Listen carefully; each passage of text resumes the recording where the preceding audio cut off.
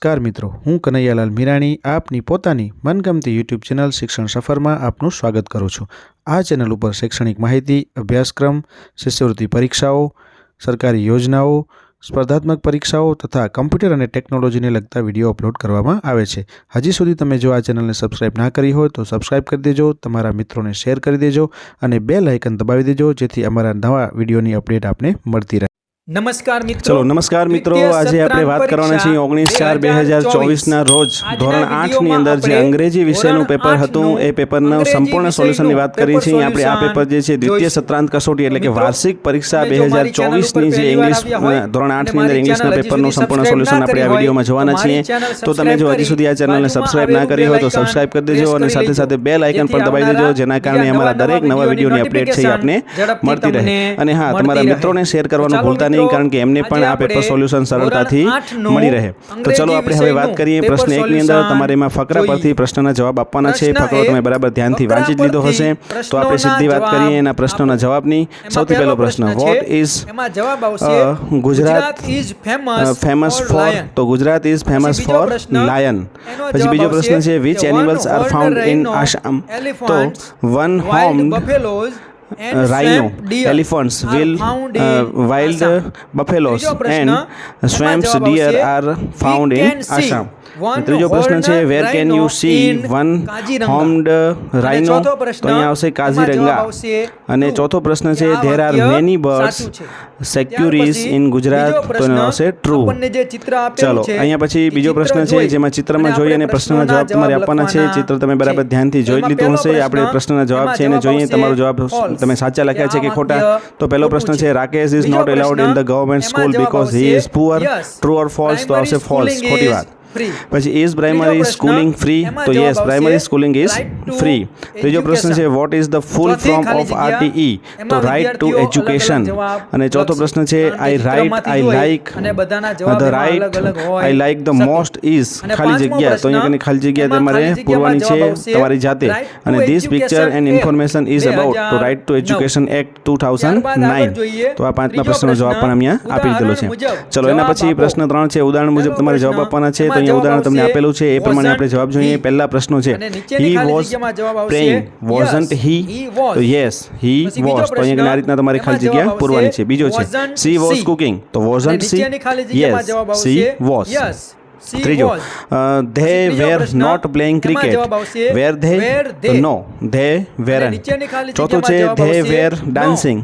તો weren't they? Yes, they were. તો આ રીતના આપણે અહીંયા ચારે ચાર પ્રશ્ન છે ઉદાહરણ મુજબ અહીંયા આપણે આપી દીધેલા છે। બાજુમાં ચિત્ર આપેલું છે, એ ચિત્રના આધારે તમારે એ શું કરે છે એ વસ્તુ અહીંયા બતાવેલી છે, એને તમારે અહીંયા ઉદાહરણ પ્રમાણે એ વાક્યના જવાબ છે એ આપણે આપી દીધેલા છે। તમે પણ અહીંયા આપેલા હશે, તમે જોઈ લેશો તમારા જવાબો સાચા છે કે નહીં। ચલો પ્રશ્ન 4 ની આપણે વાત કરીએ। નીચે આપેલા શબ્દોનો ઉપયોગ કરીને સંવાદને પૂર્ણ કરવાનો છે। તો આપણે સંવાદને પૂર્ણ કરી સૌથી પહેલા the king says good morning, where are me, where are my ministers today?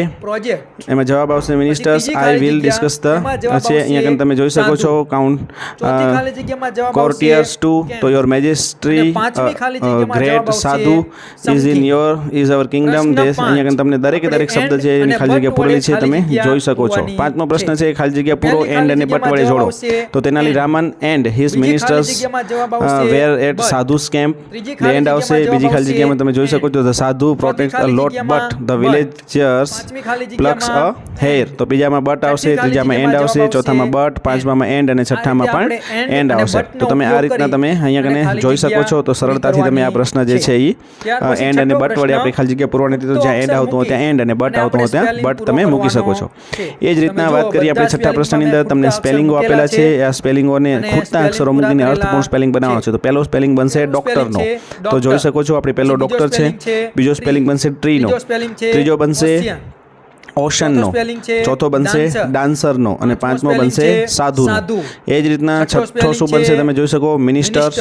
પાંચમો છે એ પિલોટ, છઠ્ઠો છે એ વિલેજર, નવમો છે સાયન્ટિસ્ટ અને 10મો છે એ લોયરનો બનશે. તો આ રીતના તમે દરેકે દરેક જે છે શબ્દ, ખૂટતા શબ્દો કેવી રીતના મૂકવાના છે, તમે કેવી રીતના ક્યાં મૂકેલા છે એ તમે અહીંયા સરળતાથી જોઈ શકો છો. 7મા પ્રશ્નની વાત કરીએ તો બીકોઝ ઓર ધેરફોર થી ખાલી જગ્યા તમારે પૂરવાની છે. સૌથી પહેલું છે Raj exercise regularly therefore he is very fit. પછી માલતી ઇઝ વેરી હેપી, તો એમાં આવશે because he got the highest marks in English. પછી Usain Bolt won the race, તો because he run very fast. Mister Vinod is very punctual, therefore he never missed his bus. અને we are tired because we walked 12 kilometers on foot.